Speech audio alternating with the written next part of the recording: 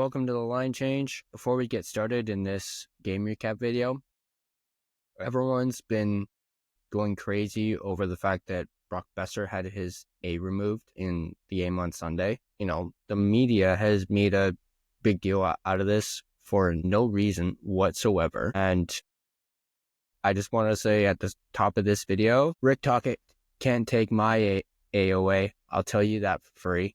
I wanted to get that in. Let's dive right into this game recap, and it starts off pretty damn quickly for the Montreal Canadiens as Suzuki scores his 20th of the season at 1 minute and 6 seconds. So a minute into the game, Nick Suzuki scores, assisted by Caulfield and Slafkovsky. Montreal scores on their first shot of the game. So not a good look for the Canucks to start this one off. Not a good look for Kevin Lankinen. Although it was a beautiful goal by Suzuki. So I can't be too hard on Lankinen there. Both Pettersson and Besser were on the ice for the first goal against. So I wanted to make note of that, considering how low their ice time was in the game against Dallas on Sunday. Dakota Joshua missed by inches of putting the puck in the net. We're going to talk a little bit more about Joshua later on in this video, especially for those that watch the game, and you probably know what I'm getting at. There's some more bad puck luck for the Canucks.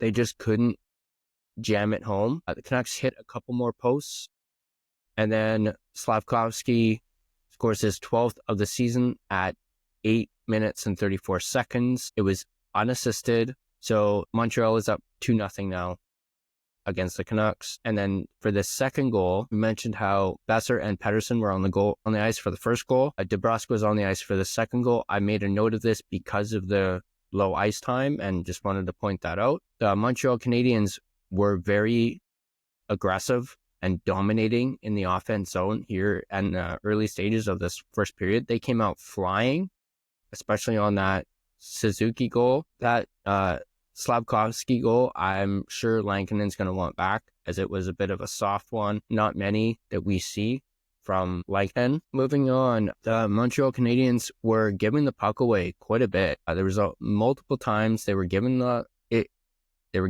puck away, turning it over, and the Canucks weren't able to capitalize on it. So there's a missed chance there for the Canucks. Speaking of, we talked about Joshua earlier.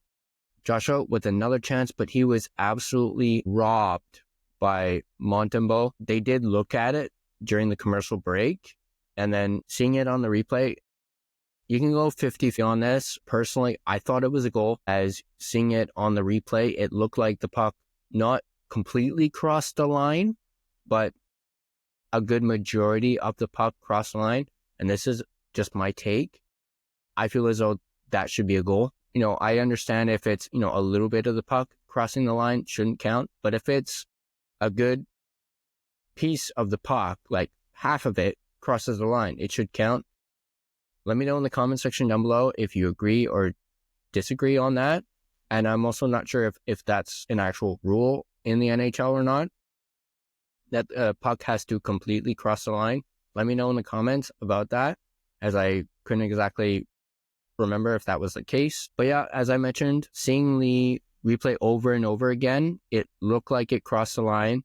And then also, if you're looking at the replay, you can see where Montembeault's pad is. It's completely over the line. So it makes you wonder, should that have been a goal? But tough break for Dakota Joshua, as he's been playing really well lately. And in this game in particular, he played extremely well. He had some great chances, but he wasn't able to bury it. So you have to feel for him there. Garland with a great chance. The Canucks were showing some life in the final 3 minutes of this first period. I also want to mention that Brock Besser had no shots in the first period. He didn't get a single shot on goal. Shots at the end of the period were 11-7 in favor of the Canucks. So again, that's not a good look for Lankinen and the Canucks. 2 goals on 7 shots is just not good. Moving on to the second period, Höglander was robbed by Montembeau. Couldn't beat him. Great chance for Höglander. There was a penalty called on the Canucks well behind the play here in the second period. Now, we're really going to talk about this a little bit because I feel as though it was an unreasonable penalty. It never should have been called. As I mentioned, it was well behind the play. Even the broadcasters were like, what? It didn't need to be called. And then having looked at the replay of it over and over again and analyzing it, the Montreal player was going to the bench. So, I mentioned I took a closer look at it. The Canadiens player looked like he went to swat at Marcus Pettersson. And Marcus Pettersson simply blocked it with his stick. And the Montreal player let go of his stick and then it went flying. And then Pettersson got called for slashing. That's not fucking slashing.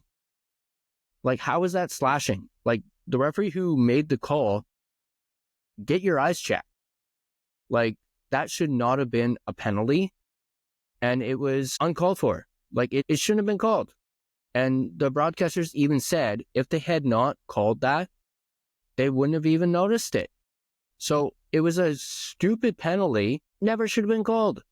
It was a BS call. And granted, the Canadiens didn't score on the ensuing power play, so I guess it's fine. It's whatever. But still, I thought it was a dumb call. You even saw Pettersson, as he went to the penalty box, he even said to the referees, good job. So moving on from that, the Canadiens ended up getting a penalty during that power play. They negated their own power play. We ended up going 4-4. Canadiens were not able to convert on that power play, as I mentioned. And then the Canucks weren't able to convert on that mini power play that they had. And then remember how we talked about that penalty and how unreasonable it was? Well, not long later, Brock Besser had his stick knocked out of his hands, but it was during, it wasn't behind the play. It was during the play. It was near the front of the net, and there was no call. There was no slashing call.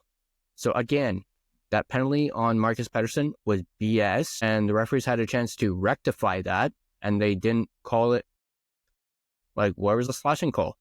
So I thought, at least when it comes to that particular play, the refs were brutal there and really messed up big time. Moving forward, Cole Caulfield scores his 32nd of the season at 8 minutes and 58 seconds, assisted by Suzuki and Slavkovsky. The Canucks were caught on a bad line change on that goal, so that was a bad change on the Canucks' part, and it led to the third Montreal goal. And then the Canucks go on the power play. And on this power play, they needed a sense of urgency on the power play. They even mentioned it on the broadcast that Canucks need it. They were unable to get entry into the zone on this power play. They were really struggling. They managed to get a shot on goal on the power play at the tail end of it. And I'm not sure exactly if it was scored a shot on the power play. It may have actually been just after the penalty ended. I couldn't find anything that said otherwise, so I'm just going to say may or may not have been a shot on goal on the power play. In this game, Montreal's top line was absolutely dominating the Canucks. Montreal's top line was in on all three of the goals thus far. Joshua, talked about him. Another great chance. In this game alone, he had 3 grade A chances, but he was unable to convert on them. Again, a little bit of bad puck luck. Certainly a tough night for Joshua, considering how great he has played. And he's going to have to carry some of that into this next game, and hopefully he can manage to put one in the net. Both EP40 and O'Connor had a great chance back-to-back. Still can't, and they still couldn't beat Montembeau. Montembeau was standing on his head. He was getting peppered with shots, and he was absolutely stonewalling the Canucks in this game. So my hat's off to Montembeau. He played absolutely great, considering earlier on in the season, he was not playing well at all. So he's really managed to turn it around here in the second half. Lankinen, 3 goals on 12 shots. Not a really good look for him. They showed on the broadcast, Carey Price was in attendance at this Canucks game, former Montreal Canadiens goaltender whose career was shortened due to injuries, which was unfortunate, as Carey Price was one of the best goaltenders in the league, and his career was cut short. So it was great to see Carey Price in attendance. I'm not sure if he works for the Canadiens front office or something. Maybe he does. Maybe that's why he was there. But I thought it was interesting that he was there. The Canucks were struggling to get the puck from the sidewall, which really hurt their offensive chances. Second period ends, and the shots in the second period were 12-9 in favor of the Canucks. After 2 periods, the shots were 23-16. Third period starts. I felt as though the Canucks really needed to start taking advantage of these turnovers as Montreal continued to turn the puck over. And lo and behold, as soon as I wrote that in my notes, Hronek scored his 4th of the season at 4 minutes and 3 seconds, assisted by Marcus Pettersson. There was another missed penalty against Montreal. EP40 was tripped, no call. So again, like I mentioned earlier, refs, go get some glasses or get like a prescription or something. I mean, I know I'm blind as shit without my glasses on, but even I saw that. And then Suter took what looked like was a puck to the knee from a shot from, I believe it was Hronek. There was a penalty called on the play. I will give the referees the benefit of the doubt with this one, as they seem to think that he got slashed in the knee, but it was actually a puck to the knee. So I'll give them the benefit of the doubt for this one. They got that one wrong, obviously, but perhaps it was a makeup call from earlier on. It could have been to make up for the missed trip just before this, or it could have been a makeup call from the BS Marcus Pettersson penalty. We don't know. It could have been that. Speaking of, we mentioned how Carey Price was in attendance for this game. He wasn't the only one who was in attendance at this game. And this is probably a name you haven't heard in a really long time. Matt Cook was in attendance at this game. A Canucks alumni, Canucks scrapper back in the day. I absolutely loved Matt Cook. He was incredible. He wasn't the best goal scorer for the Canucks, but he had some grit to him. He had some fight to him. Actually, believe it or not, Connor Garland reminds me a lot of Matt Cook. He was scrappy, short guy, and he just buzzed around the ice. I absolutely loved it when we had Matt Cook. I know a lot of people around the league did not like him at all, but he was kind of like our smaller version of Brad Marchand, I guess, in a way. So and I really liked Cook. So I thought he was great. And it was great to see him. And I will say, boy, did he ever get old. Moving forward, EP40 scores his 13th of the season at 11 minutes and 8 seconds on the power play. Thank you, referees, for that penalty, making that call. Canucks managed to convert on the power play. So thank you. Assisted by Hronek and Garland, the Canucks are now 1 for 3 on the power play. You heard deafening "Let's Go Petey" chants in Rogers Arena, which, like we heard when he scored on Friday, it's great to hear. It probably really boosts Pettersson's spirits. Myers ended up blocking a shot and appeared to be in distress. It looked like it hit him in the arm. So I'm going to keep tabs on whether or not Myers might play tomorrow. I know he took a puck to the neck a little while ago and played the next game. So hopefully he's okay. Jake DeBrusk had a chance, wasn't able to bury it. The Canucks ended up calling a timeout with 1 minute and 22 seconds left in the game, attempting to tie it up. After that EP40 goal, they were only down by 1, and everyone knows the Canucks have yet to win a game when trailing after 2 periods.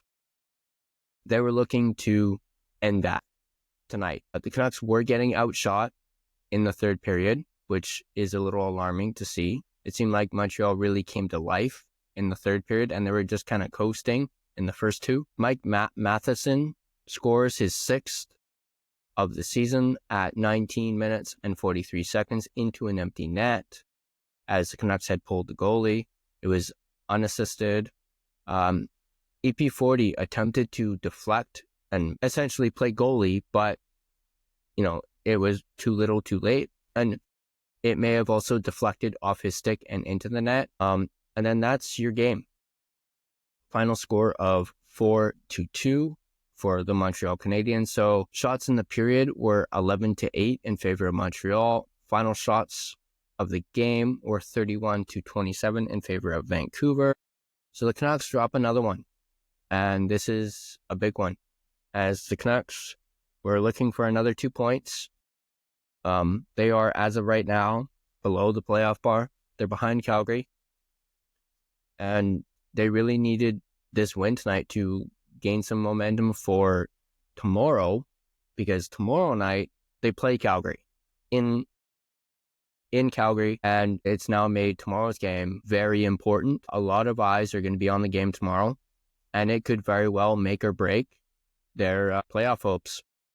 So with the loss tonight, and we're just going to go right into our post-game notes, the game tomorrow is essentially a must-win for the Canucks. If they want to stay in the race, they won't be completely out of it if they lose, but they can't afford to think that. They need to win tomorrow. The Canucks' comeback was snuffed out by Montreal. This was the last time they played Montreal this season. They were not able to beat Montreal in their 2-game series. They ended up going 0-2 against Montreal. They ended up losing to Montreal earlier in the season in overtime. We talked about the referees earlier. I thought they were pretty brutal for the most part. I know I mentioned I gave them the benefit of the doubt on that call when Suter took that puck to the knee. I gave them credit for that one, that they messed up on that one. But hey, we ended up getting a goal out of it, so I'll take it. EP40 ended up getting 4 shots on goal tonight, and he converted on one of them. He also had a ice time of 19 minutes and 48 seconds, so his ice time went up compared to last game. I also have the ice times for DeBrusk, Besser, and Lekaramaki. DeBrusk had a ice time of 16 minutes and 53 seconds, so still a little down. Besser had a ice time of 18 minutes and 44 seconds, so he was right up there. EP40 had the most ice time in the forward group tonight. Lekaramaki had an ice time of 9 minutes and 33 seconds, so he played just under 10 minutes in this game, which you don't really like to see for a young rookie, but he was on the second line in this game, and we're going to give him the benefit of the doubt. Lekaramaki is still developing, and he's going to be a big-time difference maker for this team down the line. So you can't really fault Rick Tocchet for that. And Rick Tocchet even mentioned, you can't blame Lekaramaki for the Canucks' poor play as of late, because he's still learning. We're going to dive right into our player of the game. I'll admit, this was a little tricky. When I was trying to think of who could be the player of the game, after the second period, I was originally going to go with nobody, because at that point the Canucks hadn't scored. But I ended up selecting Phil Hronek as tonight's player of the game. He ends the night with 1 goal, 1 assist, 3 shots on goal, 1 hit, and 3 blocks. So congratulations, Philip Hronek. You are the Line Changes player of the game, and you are also the first to be the player of the game, not once, but twice. So bravo, sir. He probably doesn't give a shit about, being a player of the game on some random guy's podcast. But anyway, that's going to do it for this video. Let me know what you guys think in the comment section down below. Do you agree with me on that disallowed goal earlier on in the game? Also, if you have any input on the actual official rule on that, go ahead and leave a comment. Let me know what you thought of the referees in this game, because personally, I thought they were pretty brutal tonight. And no, that's not just me as a Canucks fan complaining. I legitimately thought they were brutal tonight. That Marcus Pettersson goal just blows my mind. It baffles me, especially having analyzed it and looked at it on the replay multiple times. But yeah, if you like this video, go ahead and give it a like. If you're not subscribed to The Line Change and would like to be kept up to date on our content, our videos, our shorts, whenever we go live. On that note, I am going to try and do a live game recap for tomorrow's game with the importance of that game. I'm going to try and get it all set up tonight, so there's no issues this time. I'm going to be trying to use different software this time that allows it to directly go to YouTube. So wanted to let you guys know that. I'll keep you guys posted on if I can't do it. I'm still learning these like software stuff. I'm still adjusting and trying to get the hang of it. But if you're not subscribed to The Line Change, go ahead and smash that subscribe button. You really help out the channel. And if you hit that little bell that's on the or that's right next to it, you will be notified every time we post a new video. So go ahead and hit that. And as always, I'll see you guys in the next video.